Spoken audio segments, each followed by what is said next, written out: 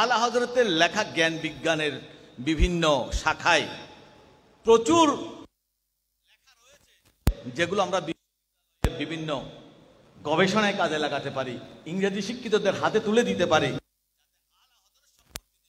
ভুল বুঝাবুঝি তৈরি করা হচ্ছে পরিকল্পিতভাবে, তার উপযুক্ত জবাব দেওয়ার জন্য শুধু আলেমরা না থাকে, ময়দানের মধ্যে আলেম ছাড়াও অন্যান্য ইংরেজি শিক্ষিত গবেষকরাও যেন কলম হাতে তুলে নিতে পারে, সেই ব্যবস্থা আমাদেরকে করে যেতে হবে। আজকে আমরা দেখি, আমাকে একটু করে বলা হয়েছে আলা হযরতের অর্থনৈতিক বিষয় নিয়ে কথা বলার। তো সবচেয়ে বড় কথা আমরা জানি, আলা হযরত আজ থেকে প্রায় 10 বছর আগে মুসলিম কমার্শিয়াল ব্যাংক বানানোর কথা বলেছিলেন কলকাতার মুসলমান, রেঙ্গুনের মুসলমান, এইভাবে মাদ্রাজের মুসলমান, উনি নাম উল্লেখ করে করে বলেছেন। সেই সময়ে যারা ব্যবসায়ী মুসলমানরা ছিলেন তাদেরকে অনুরোধ করেছেন, তোমাদের টাকাগুলো এক জায়গায় আনো, মুসলিম কমার্শিয়াল ব্যাংক বানাও, মুসলমানদেরকে রক্ষা করো। আজকে আলা হযরতের সেই চিন্তাধারা আমরা যারা স্মরণ করি, আমরা অনুসরণ করতে পারি নাই। যারা স্মরণ করে না তারা কিন্তু অনুসরণ করে ফেলেছে তাদের সুবিধার জন্য। মুসলিম কমার্শিয়াল ব্যাংক নাম না দিলেও ইসলামী ব্যাংক নাম দিয়ে তারা কিন্তু প্রতিষ্ঠিত হয়ে গেছে। সুতরাং শুধু তাই না, আজ থেকে 15-20 বছর আগেও ওআইসির কনফারেন্সে, আন্তর্জাতিক কনফারেন্সে মালয়েশিয়া এবং বিভিন্ন দেশে একটা কথা আসছিল, সারা পৃথিবীর মুসলমানদের যে অর্থনৈতিক দুরবস্থা, আইএমএফ,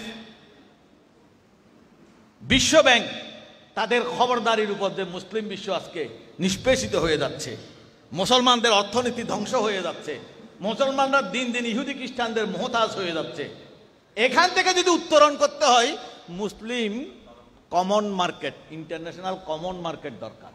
তো আলা হযরত তো ইন্টারন্যাশনাল কমন মার্কেট শব্দটা বলেন নাই, কিন্তু তার ধারণাটা বহু আগে আলা হযরত দিয়ে গেছে। সুতরাং আলা হযরতের যে চিন্তাধারা, সেগুলোকে আমরা শুধুমাত্র কয়েকটি দিকের মধ্যে সীমাবদ্ধ না রেখে এগুলো একটা একটা তুলে আনা দরকার। আমরা যে আজকে বাংলাদেশটাকে স্বাধীন বাংলাদেশ বলছি, এ কথা সবাই স্বীকার করে।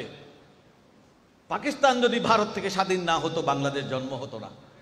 আর এখন এ কথাও গবেষণায় প্রমাণিত, পাকিস্তানের স্বাধীনতার স্বপ্ন যখন আল্লামা ইকবাল দেখেন নাই, মোহাম্মদ আলী জিন্নাহ দেখেন নাই, তখন তিনি তত্ত্ব দিয়েছিলেন কিভাবে ভারতীয় রাজনীতির গতি প্রকৃতিকে পাল্টিয়ে নতুন করে মুসলমানদের জন্য স্বাধীন আবাসভূমি কায়েম করা যায়।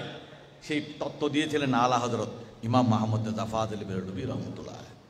তার সেই চিন্তাধারা যখন ইকবালের মাথায় ঢুকেছে, আল্লামা ইকবাল সেটা মোহাম্মদ আলী জিন্নাহর মাথায় ঢুকাই দিলেন। মোহাম্মদ আলীর জিন্নাহর মতো যখন রাজনৈতিক ব্যক্তির মাথায় সেটা ঢুকলো, তখনই ভারতীয় আন্দোলন থেকে তারা সরে আসলেন এবং মুসলমানদের জন্য আলাদা রাষ্ট্র গঠনের দাবি তুললেন। তখনই পাকিস্তান কায়েম হয়েছিল। আমরা একটা গান থেকে সাক্ষী নিতে পারি, ভারতের যেটা গান, জাতীয় সঙ্গীত, সারা জাহাঁ সে আচ্ছা হিন্দুস্তান হামারা, এটা কিন্তু আল্লামা ইকবালের লেখা। সর্বভারতীয় এক থাকার জন্য সবাই, হিন্দু মুসলিম বৌদ্ধ খ্রিস্টান সবাই মিলে দেন এক ভারতে থাকে। এক ভারতে থাকলে মুসলমানদের কি অবস্থা হতো এখন আন্দাজ করতে পারতেছে সবাই। তখনও আল্লামা ইকবালও এক ভারতের পক্ষে ছিলেন, তখন এটা লিখেছিলেন সারা জাহাঁ সে আচ্ছা হিন্দুস্তান হামারা। যখন আল্লামা ইকবালের মাথায় আলা হযরত ঢুকে গেলেন, আল্লামা ইকবালের দৃষ্টিভঙ্গি পরিবর্তন হয়ে গেল। তিনি চিন্তা করলেন আমাকে কারেকশন দিতে হবে। তিনি নিজে কারেকশন দিলেন, চীন ও আরব হামারা, হিন্দুস্তান হামারা, মুসলিম হে হাম, ওয়াতন হে সারা জাহাঁ হামারা। আমরা মুসলমানরা শুধু ভারত নিয়ে চিন্তা করলে হবে না, সারা জাহাঁ হামারা। মুসলমানরা একটা আন্তর্জাতিক জাতি, ইন্টারন্যাশনালি মুসলমানরা সারা পৃথিবীর শাসন করবার যে ঐতিহ্য, তাদেরকে সেটা স্মরণ করিয়ে দিলেন যে আমরা এক ভারতে মিশে যেতে পারি না, সারা পৃথিবীতে আমরা দাপিয়ে বেড়াবো। সেই দৃষ্টিভঙ্গি আল্লামা ইকবাল মুসলমানদের হাতে তুলে দিয়েছিলেন। সেখান থেকে আজকে পাকিস্তানের জন্ম হয়েছে। সুতরাং আলা হযরত, আজকে আমরা রাজনীতির কথা, সুন্নিয়তের রাজনীতি, সুন্নিয়তের রাজনীতি নিয়ে বেশি গবেষণা দরকার নাই। আলা হযরতের রাজনীতি গবেষণা করলে সুন্নিয়তের রাজনীতির গতি প্রকৃতি আমরা সেখানে খুঁজে পাবো। যারা সুন্নিয়তের রাজনীতি সম্পর্কে সচেতন